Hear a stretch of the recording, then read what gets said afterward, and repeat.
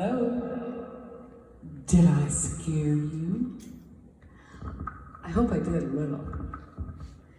Because being scared sometimes is kind of fun. I'd like to welcome you to Storytime Fun at Community Living. And I'd like to say hi to all my friends and say, first of all, I miss you very much. Today's, we're doing a little bit of scary story, and I want to do this because it's summertime, and what better time around a campfire with all your friends, with the darkness around you, or in your living room with your blankets up and watching scary shows. I mean, let's face it, we all like to feel safe, but we all like to have scary stories sometime too. So follow me and we will start our fun story time scary portion.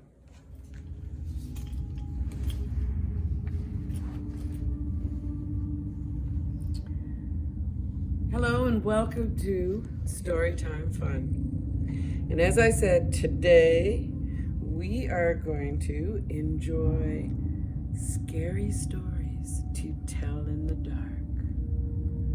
I love that picture.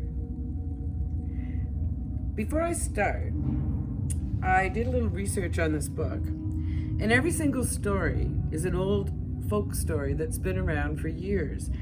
And you might have heard these stories a million times before. And the whole idea is people tell them purposely to each other to get each other scared. So, why do we do that? I guess it's the same reason why we go on rides at the exhibition. For some reason, it's exciting to hear about things and have a little mystery in our life, especially when we know we're safe, which we are. So, the first one I wanted to read, it's hard in the dark, and I'm sure it's called The Guests. I hope you can hear the music in the background, and I hope you can see these lights. Things like that always kind of create an atmosphere of fun and mystery. So to let you know when I'm just yapping and when I'm actually reading the story, I'm going to use this tool.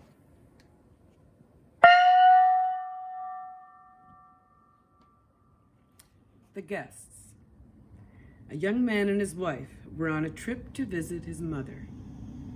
Usually they arrived in time for supper, but they'd gotten a late start, and now it was getting dark.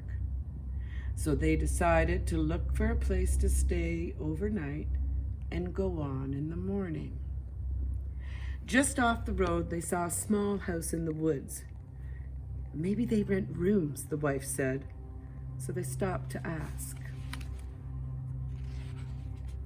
An elderly man and woman came to the door.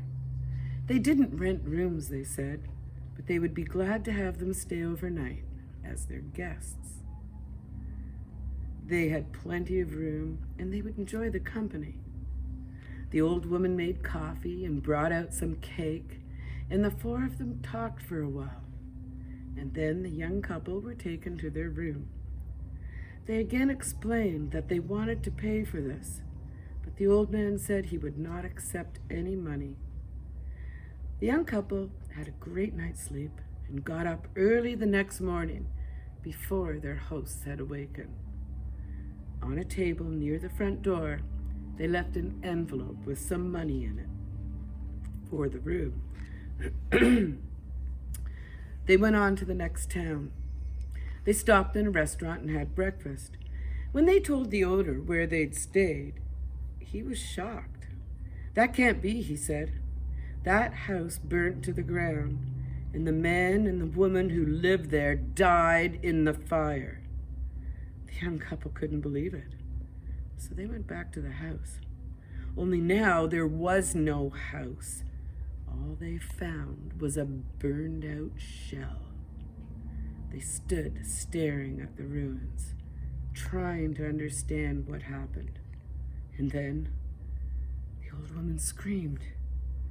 In the rubble was a badly burned table, like the one they'd seen at the front door. And on the table was the envelope they had left that morning.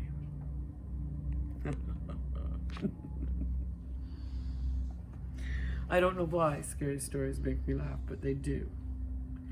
And I think this story has been told many times in many different ways. They're simple enough that they can be retold. The next one I looked at is a type of folk story that kind of teaches us lessons also. And this one is called High Beams. The girl driving the old blue sedan was a senior at high school. She lived on a farm about 8 miles away and used the car to drive back and forth. She had driven into town that night to see a basketball game. Now she was on her way home. As she pulled away from the school, she noticed a red pickup truck follow her out of the parking lot. A few minutes later, the truck was still behind her. I guess we must be going in the same direction, she thought. She began to watch the truck in the mirror. When she changed her speed, the driver of the truck changed his speed. When she passed a car, so did he. And then he turned on his high beams, flooding her car with light. He left them on for almost a full minute. He probably wants to pass me, she thought, but she was becoming very uneasy. Usually she drove home over a back road. Not too many people went that way. But when she turned onto the road, so did the truck. I've got to get away from him, she thought, and she began to drive faster. And then he turned on his high beams again, and after a minute he turned them off, and then he turned them on again and off again. She drove even faster, but the truck stayed right behind her. And then she turned his high beams on again. Once more, her car was ablaze with light. What is he doing, she wondered. What does he want? She turned them off again. But a minute later, he had them on again, and he left them on. At last, she pulled into her driveway, and the truck pulled right in behind her. She jumped out of the car and ran into the house. "Call the police," she screamed at her father. Out in the driveway, she could see the driver of the truck.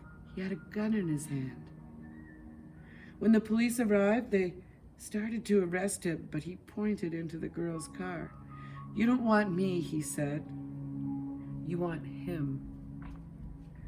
Crouched behind the driver's seat, there was a man with a knife. As the driver of the truck explained it, the man slipped into the girl's car just before she left school. He saw it happen, but there was no way he could stop it. He thought about getting the police, but he was afraid to leave her, so he followed her in her car. Each time the man in the back seat reached up to overpower her, the driver of the truck turned on his high beams, and the man dropped down again, afraid someone might see him. So sometimes things are unexpected, and that's kind of scary too. It also teaches us a good lesson for everyone out there. Check the back seat of your car.